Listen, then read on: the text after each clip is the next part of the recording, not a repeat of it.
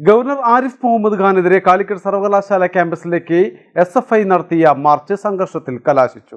കറുപ്പണിഞ്ഞും കറുത്ത ബലൂണുകളുമായി പ്രതിഷേധിച്ച പ്രവർത്തകരെ നേരിടാൻ വലിയ പോലീസ് സന്നാഹമാണ് ക്യാമ്പസിൽ ഒരുക്കിയിരുന്നത്. ഇതിനിടയിൽ മതിൽ ചാടിക്കടന്നെത്തിയ പ്രവർത്തകരെ പോലീസ് തടഞ്ഞതാണ് സംഘർഷങ്ങൾക്ക് വഴിവെച്ചത്.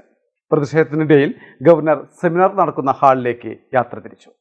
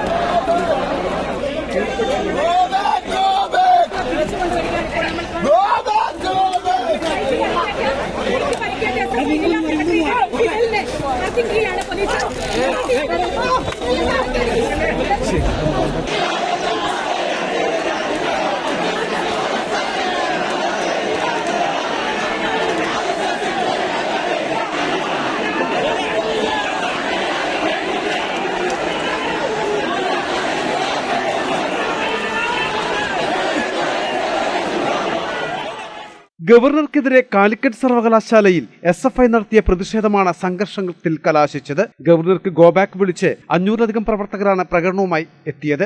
ഗവർണർ പങ്കെടുക്കുന്ന ചടങ്ങ് ക്യാമ്പസിനുള്ളിൽ ആരംഭിക്കാനിരിക്കെയായിരുന്നു പ്രതിഷേധവുമായി SFI പ്രവർത്തകർ എത്തിയത്. കറുത്ത കൊടിയും ബനിയനും ബലൂണുമായിട്ടായിരുന്നു പ്രതിഷേധം. ഇവരെ പരീക്ഷാ ഭവന് സമീപം പോലീസ് തടഞ്ഞതും സംഘർഷത്തിന് വഴിവെച്ചു. ഇതിനിടെ ഗവർണർ താമസിക്കുന്ന ഗസ്റ്റ് ഹൌസിന് 50 മീറ്റർ അകലെയുള്ള ബാരിക്കേഡ് മറികടക്കാനും പ്രവർത്തകർ ശ്രമിച്ചു. ചിലർ മതിൽ ചാടിക്കടന്ന് സെമിനാർ നടക്കുന്ന ഹാളിനടുത്തെത്തി. ഇതോടെ പോലീസ് പ്രവർത്തകർക്ക് നേരെ ലാത്തി വീശുകയായിരുന്നു. പലരെയും കസ്റ്റഡിയിലെടുത്തു. ഇതിനിടയിൽ സെനറ്റ് ഹാളിൽ നടന്ന പരിപാടി ഗവർണർ ആരിഫ് മുഹമ്മദ് ഖാൻ ഉദ്ഘാടനം ചെയ്തു. കനത്ത സുരക്ഷാ വലയത്തിലാണ് അദ്ദേഹം സെനറ്റ് ഹാളിലേക്ക് യാത്ര തിരിച്ചത്. കാലിക്കറ്റ് സർവകലാശാല ക്യാമ്പസിൽ SFI കിട്ടിയ ബാനറുകൾ ഗവർണർ ആരിഫ് മുഹമ്മദ് ഖാൻ പോലീസിനെ കൊണ്ടഴിപ്പിച്ചത് വലിയ സംഘർഷങ്ങൾക്കും വഴിവെച്ചിരുന്നു. രാത്രിയോടെ SFI പ്രവർത്തകർ പ്രകടനവുമായി എത്തി വീണ്ടും ബാനർ കിട്ടി. സംസ്ഥാന സെക്രട്ടറി ആർഷോയുടെ നേതൃത്വത്തിൽ പ്രവർത്തകർ മുദ്രാവാക്യം വിളിച്ച് പ്രകടനവുമായി ക്യാമ്പസിലെത്തുകയായിരുന്നു. വരും ദിവസങ്ങളിലും ഗവർണർക്കെതിരെ ശക്തമായ പ്രതിഷേധ പരിപാടികൾ സംഘടിപ്പിക്കുമെന്ന് SFI വ്യക്തമാക്കി.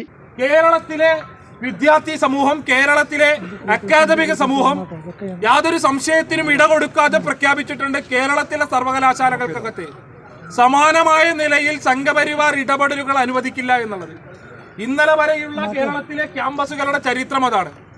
എന്നാൽ എല്ലാ ശ്രമങ്ങൾക്കും ഒടുവിൽ കേരളത്തിലെ സർവകലാശാലകളുടെ ചാൻസലറെ ഉപയോഗപ്പെടുത്തിക്കൊണ്ട് നിലവിൽ ഇന്ത്യയിലെ RSS ശ്രമിച്ചുകൊണ്ടിരിക്കുന്നത് കേരളത്തിലെ സർവകലാശാലകളെ പിടിച്ചടക്കുന്നതിന് വേണ്ടിയാണ്.